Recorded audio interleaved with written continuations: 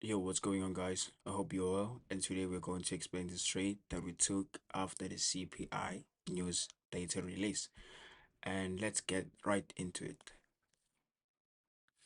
Now let's get into it. This is the 15-minute chart, and what I actually wanted to see from the 15-minute chart is to see if we can keep rejecting inside this M15 BC if price wants to really hold higher, aiming for this previous day high, and also the buy side liquidity of which is the all-time high.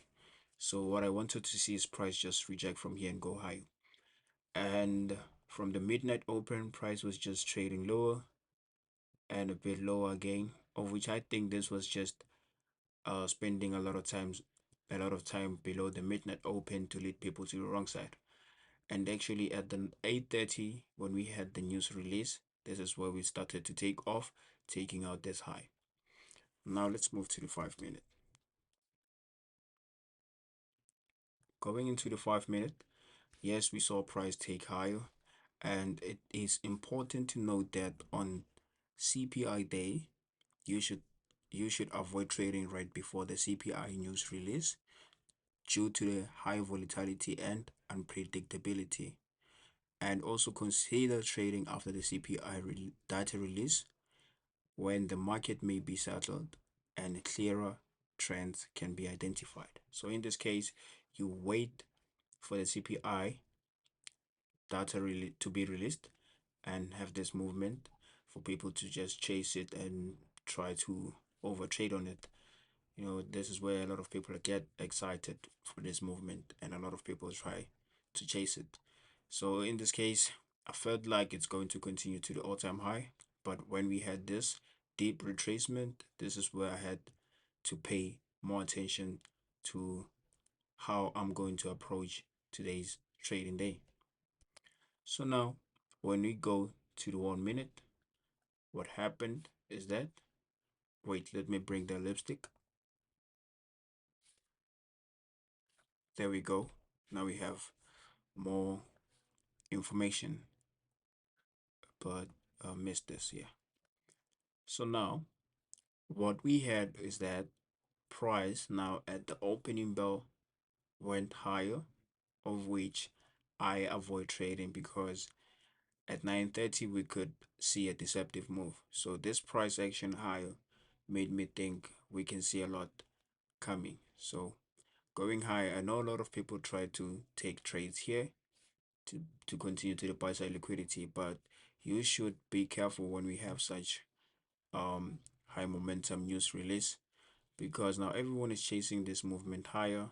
So for it to continue that from here going higher, it's a bit problematic because now they have to take everyone out who was just continuing to buy this movement.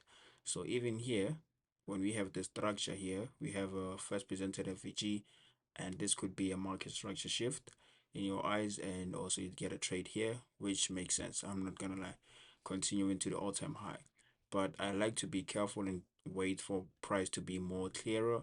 So in this case, when price was just going higher like that, everyone is chasing this movement higher.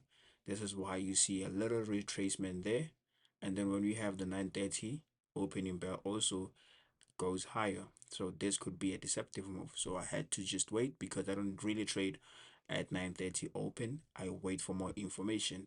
So in this case, price went higher, then continued lower. When it was going lower, I'm not gonna lie, I was thinking, I had thoughts that price could actually take out the lows that we have here. As you can see, these are relative equal lows. But also I had to wait for more and more information. I wasn't really confident to see price just continue more lower also because of I wanted to see this 15 minute BC hold. So in this case, when we took out these two relative equal lows, I noticed that ES didn't actually take out these lows. So when price now started to pick, I was looking to see it trade more higher if it really wants to continue to the upside, going for that all-time high. I wanted to see it now close above this CE or the new day opening gap. Then price pushed higher. When it pushed higher, what do we have here? This up close candle, we have a low, significant high, and price broke that low. When we continue higher, trading above this significant high, this is our bullish breaker. So in this case, we have a bullish breaker, which we would like to see price now get support from going higher.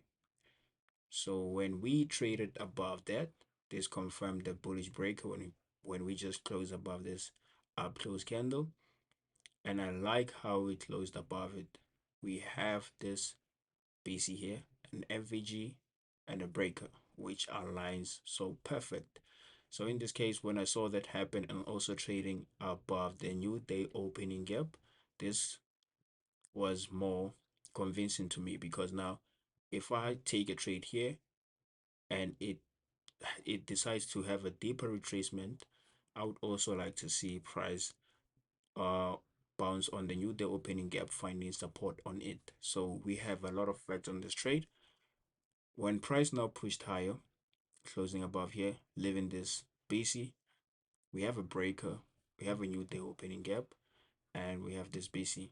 So I wanted to see price now trade inside this BC here, take a trade, find support on the breaker, and if it decides to have a deeper retracement, like I said, it should bounce on the new day opening gap.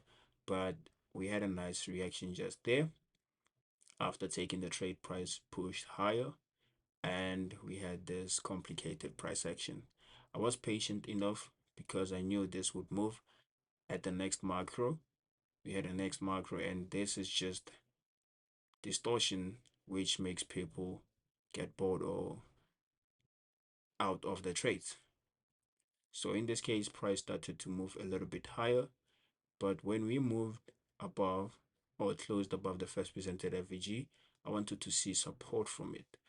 So I want you to focus on how we were tapping inside this first presented FVG midpoint. Price is just respecting it nicely, respecting it, and continue to be inside that first presented FVG, also respecting the new week opening gap that we have here, which is a little bit tiny.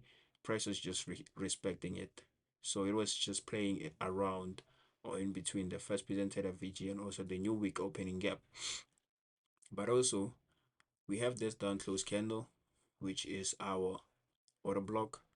So in this case, I moved my stop in break even because now I wanted to see support from this up close, this down close candle, which is our bullish order block. So having this bullish order block, I want to see support from here, from this bullish order block, and also the first presented FVG. But what I really wanted was to see now price close above the new week opening gap, because it has been really reactive. And with price just going higher, we created liquidity here, this high and also this high.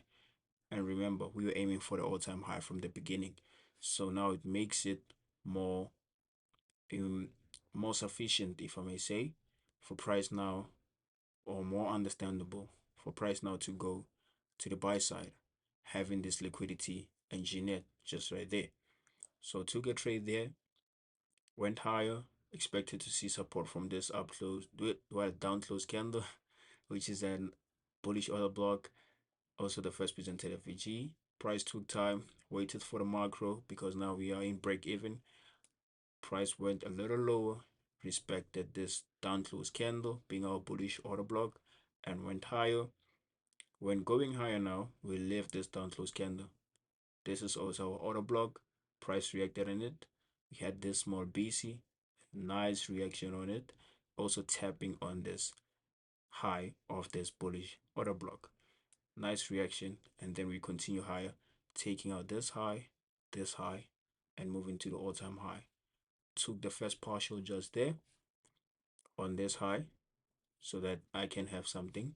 It's important to take partials, so this is where I had my partial and waited for price to get to the all-time high. And that's it. That's how we took the trade in the Discord. If you're interested, you can join us. The link is down in the description. And also don't forget to like, comment, and subscribe if you found this insightful.